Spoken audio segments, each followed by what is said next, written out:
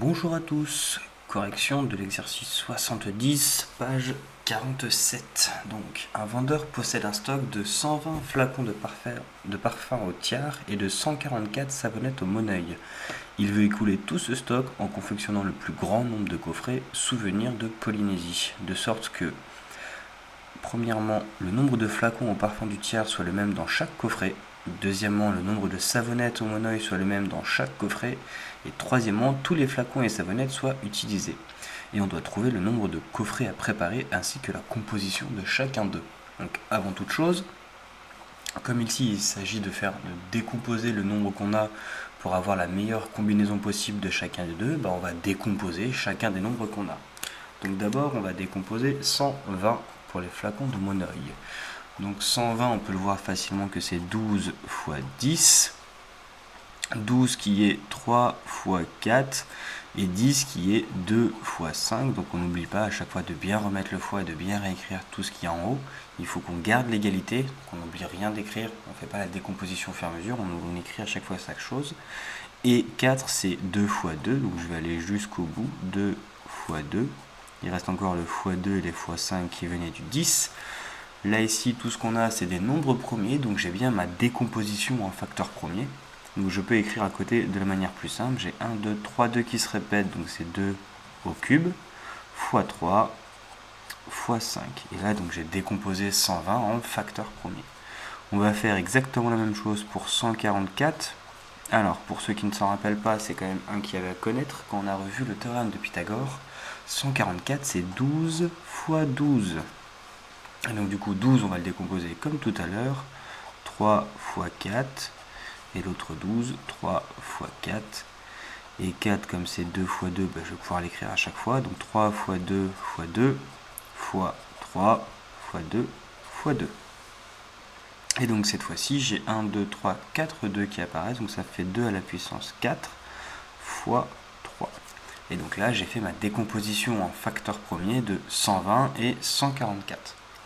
Maintenant, comme on veut que tous les flacons soient utilisés et qu'on veut que ce soit le même dans chaque côté, on va chercher justement ce qu'on appelle, donc ce que j'ai appelé le plus grand diviseur en commun, donc la plus grande décomposition qu'on peut faire pour que ce soit la même chose pour les deux.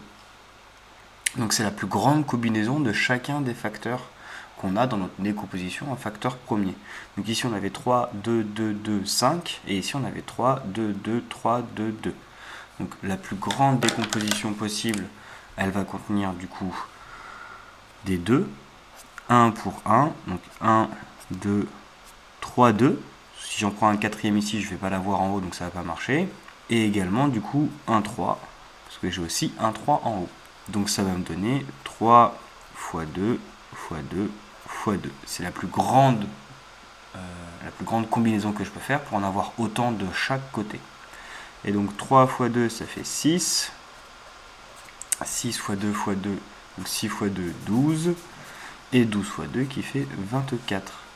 Donc du coup, je vais réécrire 120 et 144 avec du coup ce plus grand diviseur, cette plus grande façon de l'écrire en commun.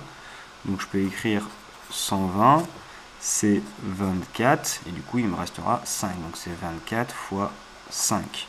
Et de la même manière, 144, ça va être 24 fois 6. On voit bien que si je rajoute 24 à 120, je tombe bien sur 144.